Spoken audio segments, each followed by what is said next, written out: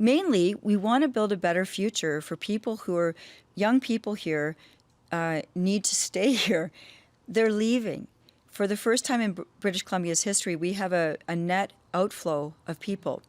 And under the age of 30, it's 2 in 3, and the rest of the population, it's 1 in 3 leaving. We've never had this before, and British Columbia has so much potential, and I want everyone to have a fair shot at a better future here. British Columbia now has itself 4 political parties whose voices you'll be hearing from in the legislature after 2 former independent MLAs and former breakaway MLAs from the Conservative Party of BC have forged a new party called One BC. To some, the party comes as a breath of fresh air, a conservative alternative willing to tackle hard issues you don't usually hear tackled in BC, such as combating the fight against the province from globalism or a need to defund the reconciliation industry. To others, their views, the issues they raise, are extreme. A political strategist, Mark Marison, went as far as to label the party the province's anti-First Nation party.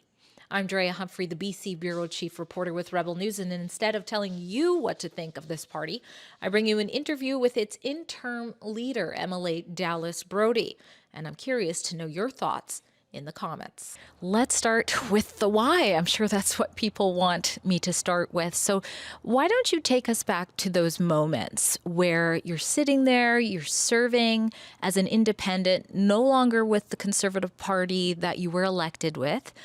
Tell us what that felt like and walk us through the moments where you're like, you know what? The best step forward is to start this party. Okay, so those early days sitting as an independent, it was for sure really disorienting.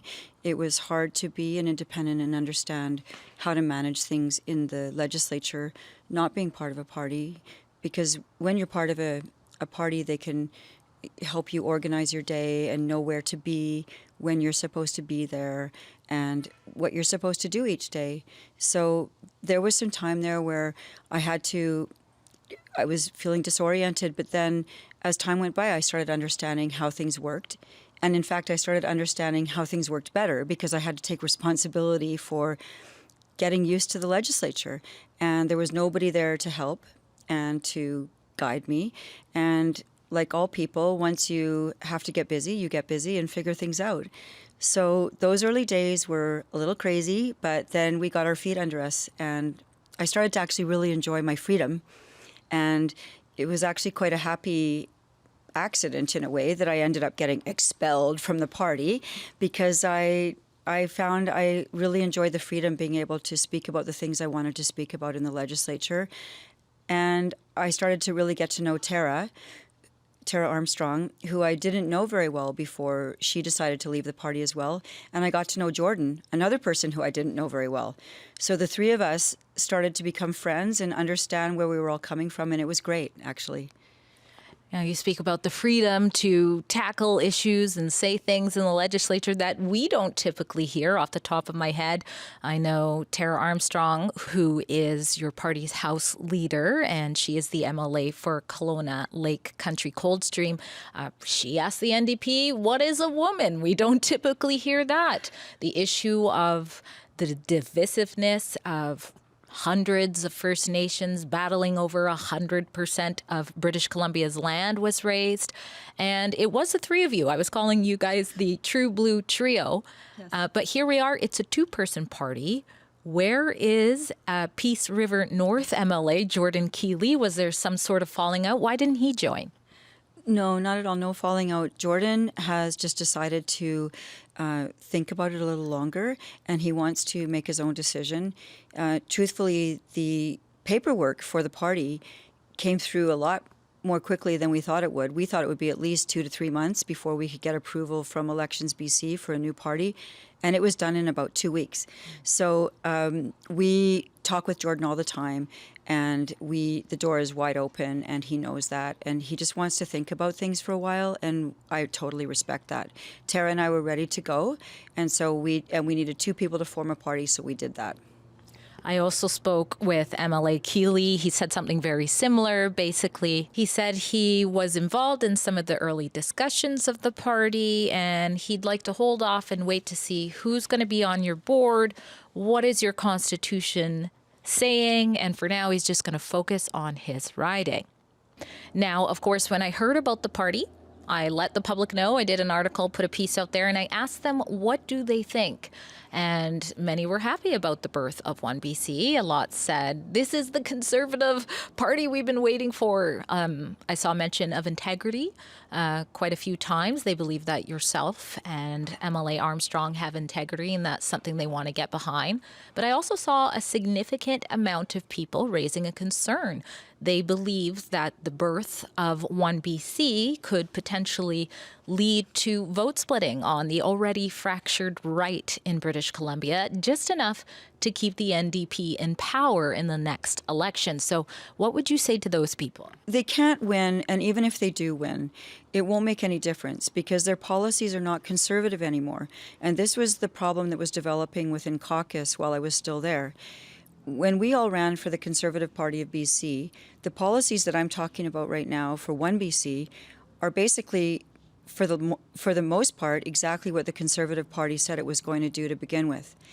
And backroom people and choices were made about candidates during the campaign last year, and they brought in people who truly don't believe in those policies, and it became an amalgam of people that it was just a bridge too far. It was so divided in that caucus, and the caucus meetings were really heated, and it became very divided, and it was very upsetting.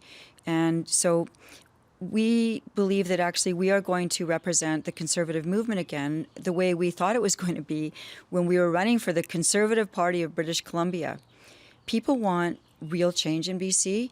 We have been governed by socialist policies for 10 years now, and this isn't a case of right or left anymore, and I want to make this clear to people. This is a case of up or down. This province is going down, and anybody who doesn't see that is not looking clearly at the numbers, because at the end of the day, we have to look at the numbers and how business is doing in BC, how our economy is faring, and whether we can pay the bills to support this province. And everybody wants social programs. Everybody wants to help people. We all want that. But we need the business and the industry to sustain that. And we don't have that right now. So, yeah, we have... we believe that moving forward, we will be able to attract more conservatives over from that party to our group. And it may take some time, but in the meantime, Tara and I will be able to... ask questions now and do the work that we went to Victoria to do in the first place.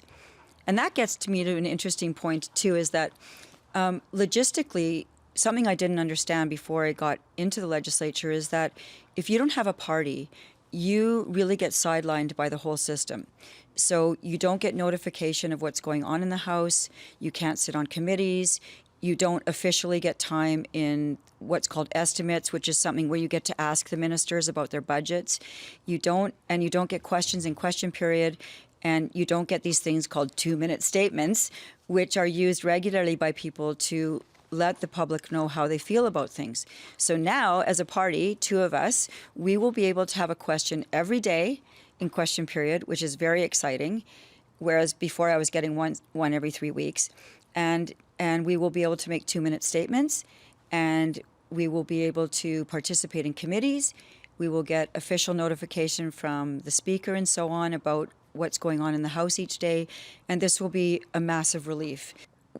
There is a big cultural and social issue going on in our province right now.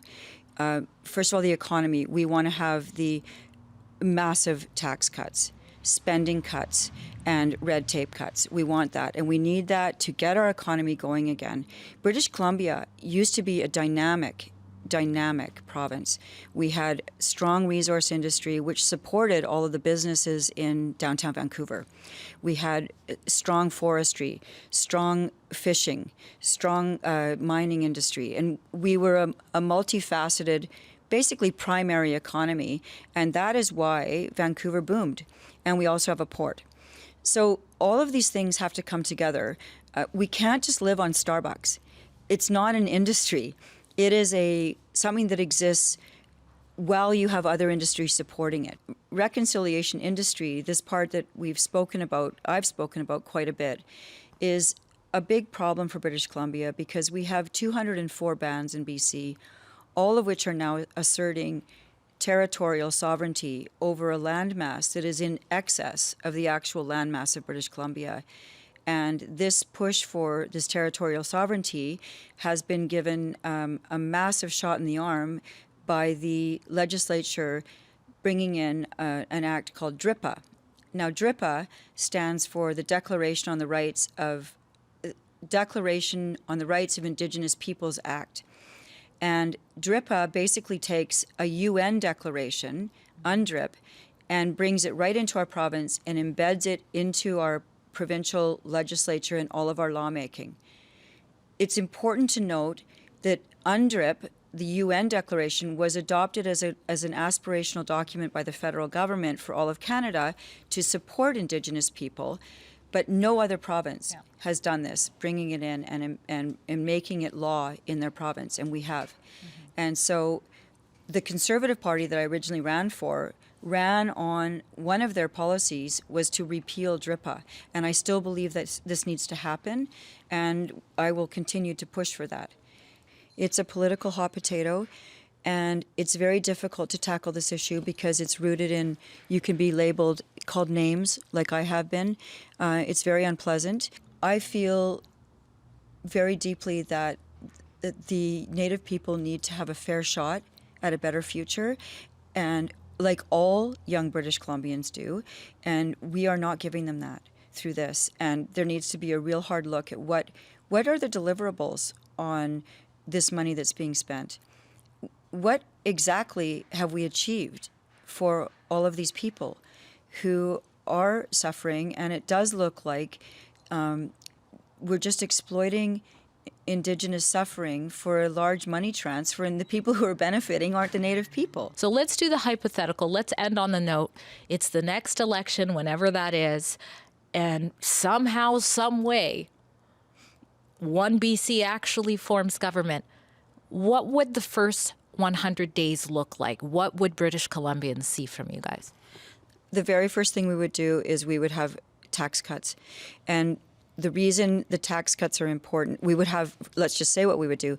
We would have a 50% income tax cut on the BC income tax schedule for anyone making under $100,000 a year, and a 25% income tax cut for anybody making over $100,000 a year, including corporations. That's a big boost. And we're taking a page from Gordon Campbell's record on that in the early 2000s when he did that, and there was an immediate bump to the economic activity in this province. It caused a change immediately. So that tax cut would have to happen right away. We would move to repeal DRIPA right away. And we would also move to remove this is the social part of this, is that the gender ideology and woke ideology and critical race theory and climate alarmism, this has to stop in our schools. People want their kids going to school to learn mathematics, reading, writing, and some science and geography and things like this. And right now, it's begun to feel like, I've experienced this myself, that there's indoctrination taking place, not education. These are very different things. Mainly, we want to build a better future for people who are young people here, need to stay here. They're leaving. For the first time in British Columbia's history, we have a net outflow of people. And under the age of 30, it's 2 in 3. And the rest of the population, it's 1 in 3 leaving. We've never had this before. And British Columbia has so much potential. And I want everyone to have a fair shot at a better future here. I feel like growing up in the 60s and 70s and 80s that I had so much more opportunity. And I feel sad that people don't have that now. And if we don't, the tax cuts are crucial, because if young people can't accumulate some capital and build a nest egg, they can't do anything. You have to have some capital to do anything, whether it's starting a little business, starting your favorite restaurant idea, or opening your bake shop, or buying your first house. Or like, my first place was a condo, a small little condo, but I was able to buy it when I was 26. We need to do that again and encourage the young people to stay. And we need to encourage people to have families again, and all of these things, the dreams we all have. And people my age group tend to say, oh, who cares? I'll be dead in 20 years anyway. I had a good run. I am shocked when I hear my age mates and the people somewhat older than I am saying that, oh, I'm away and I'll come back when things are better. And I think, for goodness sake, you guys, we got to stay here and fight for British Columbia and for Vancouver. We had it great. And the kids can't fight this fight. This is up to us to fight this fight for the kids so that they have a future ahead of them. And this is what I keep thinking of. I want better for the young people. They need a tax break, big time tax breaks, because that's the key. If you like this report, there's more like it at our special website called BC Leadership Reports, which isn't available without the help from people like you. So if you're there and you appreciate that Rebel News exists without taking money from the government like 95% of the media, consider donating what you can to keep our reports going strong.